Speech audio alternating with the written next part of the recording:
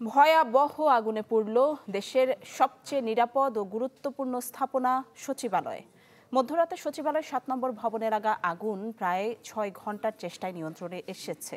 আগুন নেভাতে গিয়ে ট্রাক চাপায় মারা যান এক ফায়ার ফাইটার। ফায়ার সার্ভিস জানায় পুরো ভবনটিতে গুরুত্বপূর্ণ একাধিক মন্ত্রণালয়ের দপ্তর রয়েছে। উদ্ধার কাজে সহায়তা করেছে সেনাবাহিনী, বিজিবি, র্যাব ও পুলিশ। এই ঘটনায় একটি তদন্ত কমিটি গঠনের কথা জানিয়েছেন স্বরাষ্ট্র উপদেষ্টা। ব্রেকফাস্ট, টিফিন কিংবা স্ন্যাক টাইমে মজাদার আয়োজন মানে অল টাইম ব্রেড। দাউ দাউ করে জ্বলছে দেশের সবচেয়ে সুরক্ষিত জায়গাগুলোর একটি সচিবালয়। রাত 1:45টার দিকে লাগা যে আগুনে পুড়েছে প্রশাসনের এই কেন্দ্রবিন্দুর ৭ নম্বর ভবন। গভীর থেকে যত গভীরতর হয় রাত, বাড়তে থাকে আগুনের ভয়াবহতাও। সেই সাথে বাড়ে ফায়ার সার্ভিসের তৎপরতা। একে একে ঘটনাস্থলে পৌঁছায় বাহিনীটির ১৯টি ইউনিট। অগ্নি নির্বাপনে চলতে থাকে তাদের প্রাণান্তকর চেষ্টা।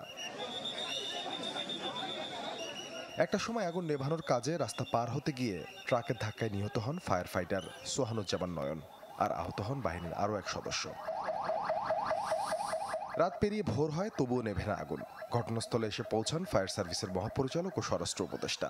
জানান ৬ ঘন্টার আগুনে পুড়েছে ভবনের 4টি তলা। গঠিত হয়েছে তদন্ত কমিটি। এটার ব্যাপারে আমরা একটা তদন্ত কমিটি গঠন করে দিচ্ছি। ক্যাবিনেট সেক্রেটারি অলরেডি ইনস্ট্রাকশন দেওয়া হয়েছে, হোম সেক্রেটারি অলরেডি ইনস্ট্রাকশন দেওয়া হয়েছে একটা তদন্ত কমিটি, হাই পাওয়ার একটা তদন্ত কমিটি করে দেওয়ার জন্য। এটা ইনভেস্টিগেশনের আগে আমি তো বলতে পারবো না, ইনভেস্টিগেশনের পরে আপনাদের আমরা জানাবো। বড় গাড়িগুলি ঢুকানো কঠিন ছিল, বাট আমরা আমাদের বড় যে লেডার যেগুলি আছে, এপিএল যেগুলিকে বলি, সেগুলিকে এখানে সামনের গেট ভেঙে আমরা 2টা গাড়ি ঢুকিয়েছি। এটার বেশি কারণ সম্ভবত ইন্টেরিয়র ডেকোরেশন ছিল, এবং যে বিদ্যুৎ লাইন যেটা আছে, যখন এক জায়গায় আগুন ধরলে বিদ্যুৎ লাইনের মধ্যে সব জায়গায় ছড়ায় পড়ে, এটা হতে পারে। বাট ইনিশিয়াল কারণ আমরা এখনো বের করতে পারি নাই। সচিবালয়ের মতো গুরুত্বপূর্ণ জায়গায় ছুটির দিনে কিভাবে লাগলো এমন আগুন, যেখানে ভবনের মাঝখান সুরক্ষিত থাকলেও জ্বলেছে 2 প্রান্ত। সচিবালয়ে আসা কর্মচারীদের মনে তাই প্রশ্ন, এটি কি নিছকই দুর্ঘটনা নাকি পরিকল্পিত নাশকতা? মনটা কাঁদে যে এরকম একটা জায়গায়, সেটা যে এরকমই হোক, আমার মানে খুবই কষ্ট লাগতেছে। আমরা কখনো দেখি নাই যে এত সেন্সিটিভ একটা জায়গার মধ্যে এইভাবে একটা মানে আগুন লাগতে পারে বিল্ডিংয়ে।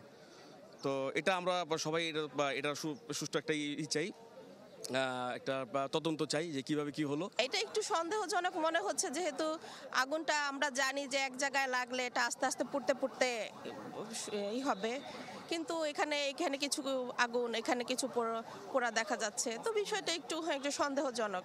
ভবনটিতে আছে অর্থ, সড়ক পরিবহন ও সেতু, যুব ক্রীড়া, শ্রম কর্মসংস্থান, ডাক ও টেলিযোগাযোগ এবং এলজিআরডি মন্ত্রণালয়ের অফিস, যেখানে পুড়ে ছাই অসংখ্য গুরুত্বপূর্ণ নথি।